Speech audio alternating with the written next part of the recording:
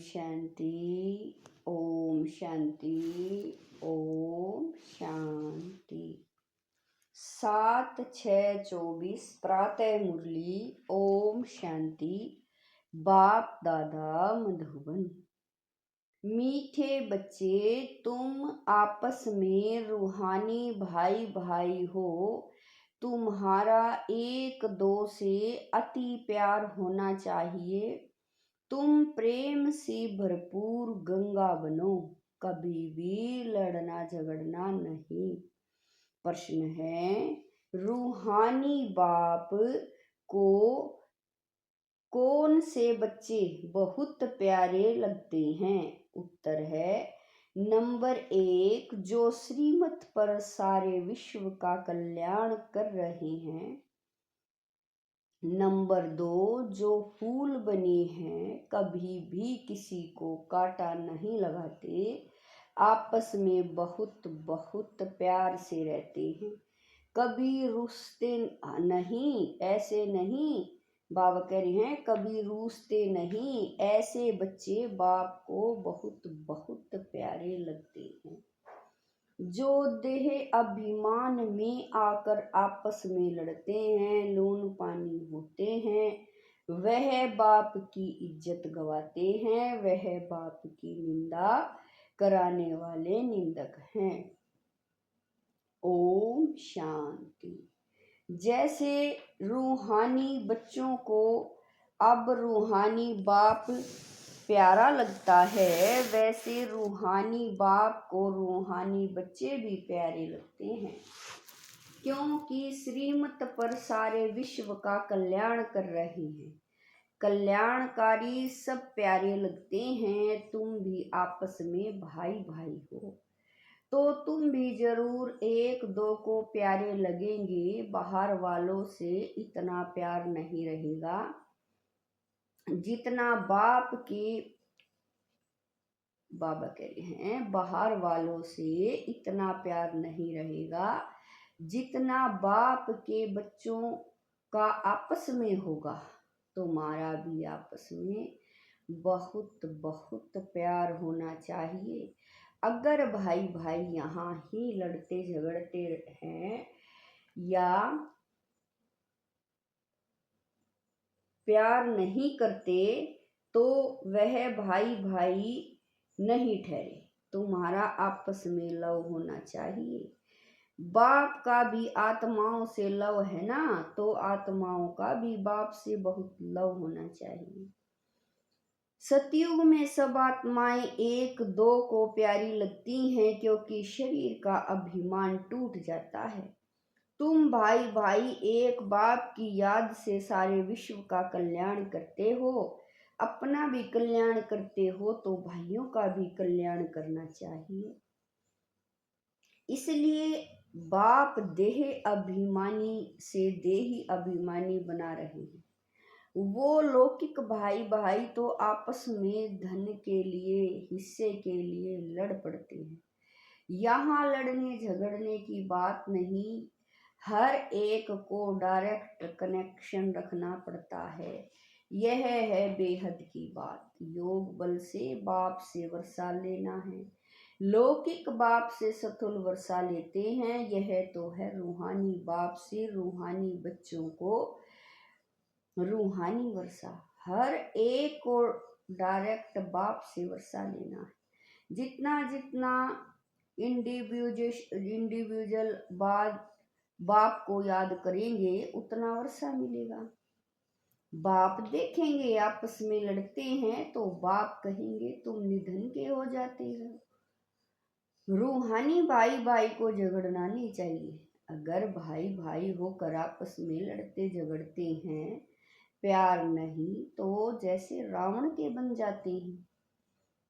वह सब आसुरी संतान ठहरे। फिर दैवी संतान और आसुरी संतान से में जैसे कि फर्क नहीं रहता, क्योंकि देह अभिमान बनकर ही लड़ते हैं। आत्मा आत्मा से लड़ती नहीं है।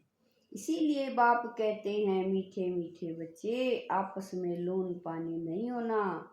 होते हैं तब समझाया जाता है, फिर बाप कहेंगे यह तो देह अभिमानी बच्चे हैं, रावण के बच्चे हैं, हमारे तो नहीं है, क्योंकि आपस में लून पानी होकर रहते हैं। तुम 21 जन्म शीर खंड होकर रहते हो। इस समय देह अभिमानी बन रहना है। अगर आपस में नहीं बनती है तो उस समय के लिए रावण संप्रदाय समझना चाहिए। आपस में लोन पानी होने से बाप की इज्जत गवाएंगे। भला ईश्वरीय संतान कहते हैं, परंतु आसुरी गुण है तो जैसे देह अभिमान है। देही अभिमानी में ईश्वरीय गुण होते हैं। यहाँ तुम ईश्वरीय गुण धारण करेंगे तब ही बाप साथ में ले जाएंगे, फिर वही संस्कार साथ में जाएंगे। बाप को मालूम पड़ता है कि बच्चे देह अभिमान में आकर लून पानी होते रहते हैं। वह ईश्वरीय बच्चे कहला न सके। कितना अपने को घाटा डालते हैं, माया के वश हो जाते हैं, आपस में लून पानी नमक पानी मत भेद हो जाती है। यूं तो सारी दुनिया ही लून पानी है, लेकिन अगर ईश्वरीय संतान भी लून पानी हो तो बाकी फर्क क्या रहा। वह तो बाप की निंदा कराते हैं। बाप की निंदा कराने वाले, लून पानी होने वाले ठोर पा न सके, उनको नास्तिक भी कह सकते हैं। आस्तिक होने वाले बच्चे कभी लड़ नहीं सकते। तुम्हें आपस में लड़ना नहीं है, प्रेम से रहना यहाँ ही सीखना है, जो फिर 21 जन्म आपस में प्रेम रहेगा। बाप के बच्चे कहलाकर फिर भाई भाई नहीं बनते तो वह आसुरी संतान ठहरे। बाप बच्चों को समझाने के लिए मुरली चलाते हैं, लेकिन देह अभिमान के कारण उन्हों को यह भी मालूम नहीं पड़ता कि बाबा हमारे लिए कह रहे हैं। माया बड़ी तीखी है, जैसे चूहा काटता है। जो मालूम बाबा कह रहे हैं, जो मालूम ही नहीं पड़ता है, माया भी बड़ी मीठी मीठी फूंक दे और काट लेती है। पता भी नहीं पड़ता आपस में रूसना आदि आसुरी संप्रदाय का काम है। बहुत सेंटर में लून पानी होकर रहते हैं, अभी कोई परफेक्ट तो बने नहीं है। माया वार करती रहती है। माया ऐसा माथा मूंड लेती है जो पता नहीं पड़ता है। अपने दिल से पूछना है कि हमारा आपस में प्रेम है वा नहीं। प्रेम के सागर के बच्चे हो तो प्रेम से भरपूर गंगा बनना चाहिए। लड़ना झगड़ना उल्टा सुल्टा बोलना, इससे न बोलना अच्छा है। Hear no evil, see no evil. अगर किसी में क्रोध का अंश है तो वह लव नहीं रहता है। इसीलिए बाबा कहते हैं रोज अपना पोता में निकालो। आसुरी चलन सुधरती नहीं तो फिर नतीजा क्या निकलता है, क्या पद पाएंगे। बाप समझाते हैं, कोई सर्विस नहीं करेंगे तो फिर क्या हालत हो जाएगी। पद कम हो जाएगा, साक्षात्कार तो सबको होना ही है। तुमको भी अपनी पढ़ाई का साक्षात्कार होता है। साक्षात्कार होने के बाद ही फिर तुम ट्रांसफर होते हो। ट्रांसफर होकर तुम नई दुनिया में बात करिए, ट्रांसफर होकर तुम नई दुनिया में आ जाएंगे। पिछाड़ी में सब साक्षात्कार होगा। कौन कौन किस मार्क्स में पास हुआ है, फिर रोएंगे पीटेंगे, सजाएं भी खाएंगे, पछताएंगे। बाबा का कहना नहीं माना। बाबा ने तो बार बार समझाया है, कोई आसुरी गुण नहीं होना चाहिए। जिसमें दैवी गुण हैं उनको ऐसा आप समान बनाना चाहिए। बाप को याद करना तो बहुत सहज है। अल्फ और बे, अल्फ माना बाप, बे बादशाही, तो बच्चों को नशा रहना चाहिए। अगर आपस में लोन पानी होंगे तो फिर ईश्वरीय औलाद कैसे समझेंगे। बाबा समझेंगे यह आसुरी औलाद है, माया ने इसे नाक से पकड़ लिया है। उनको पता भी नहीं पड़ता है। सारी अवस्था डांवाडोल, पद कम हो पड़ता है।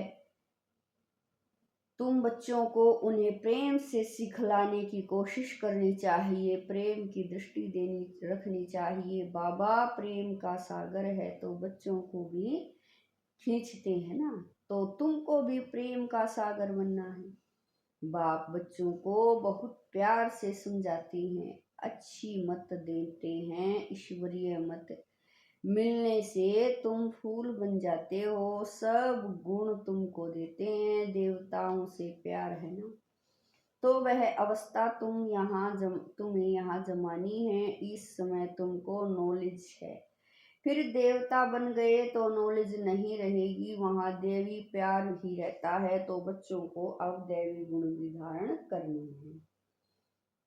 अभी तुम पूज्य बनने लिए पुरुषार्थ कर रहे हो, अभी संगम पर हो, बाप भी भारत में आते हैं, शिव जयंती मनाते हैं, परंतु वह कौन है, कैसे, कब आते हैं, क्या करते हैं, यह नहीं जानते। तुम बच्चे भी अभी नंबरवार पुरुषार्थ अनुसार जानते हो, जो नहीं जानते वह किसी को समझा भी नहीं सकते। फिर पद कम हो जाता है। स्कूल में पढ़ने वालों में कोई की चलन खराब होती है तो कोई की सदैव अच्छी चलन रहती है, कोई प्रेजेंट रहे कोई अब्सेंट। यहाँ प्रेजेंट वह है जो सदैव बाप को याद करते हैं, स्वदर्शन चक्कर फिराते रहते हैं। बाप कहते हैं उठते बैठते तुम अपने को स्वदर्शन चक्करधारी समझो, भूलते हो तो अब्सेंट हो जाते हो, जब सदैव प्रेजेंट होंगे तब ही उच्च पद पाएंगे, भूल जाएंगे तो कम पद पाएंगे। बाप जानते हैं अभी टाइम पड़ा है, ऊंच पद पाने वालों की बुद्धि में यह चक्र फिरता होगा, कहा जाता है शिव बाबा की याद हो, मुख में ज्ञान अमृत हो, तब प्राण तन से निकले। अगर कोई चीज से प्रीत होगी तो अंत काल में वह याद आती रहेगी, खाने का लोभ होगा तो मरने के समय वह चीज भी याद आती रहेगी, यह खाऊं फिर पद भ्रष्ट हो पड़ेगा। बाप तो कहते हैं सब दर्शन चक्रधारी होकर मरो और फिर भी याद न आए, बगैर कोई संबंध जैसे आत्मा आई है वैसे जाना है। लोभ भी कम नहीं, लोभ है तो पिछाड़ी समय वही याद आता रहेगा, नहीं मिला तो उसी आश में मर जाएंगे। इसीलिए तुम बच्चों में लोभ आदि भी नहीं होना चाहिए।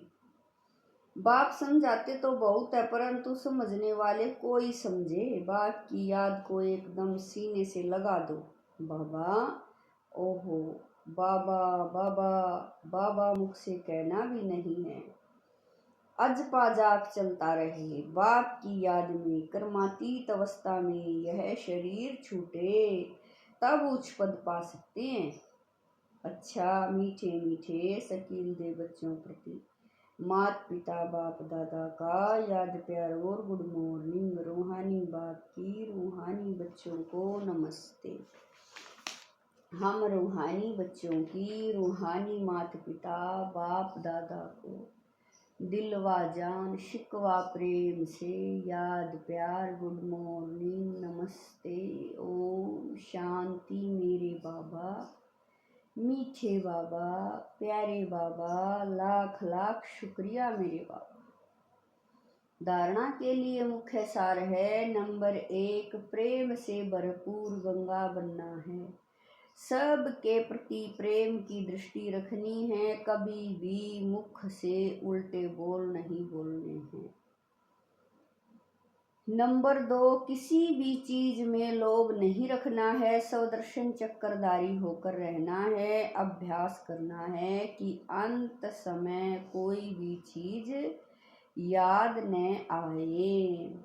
वरदान है पुरानी देह व दुनिया की सर्व आकर्षणों से सहज और सदा दूर रहने वाले राज ऋषि भव।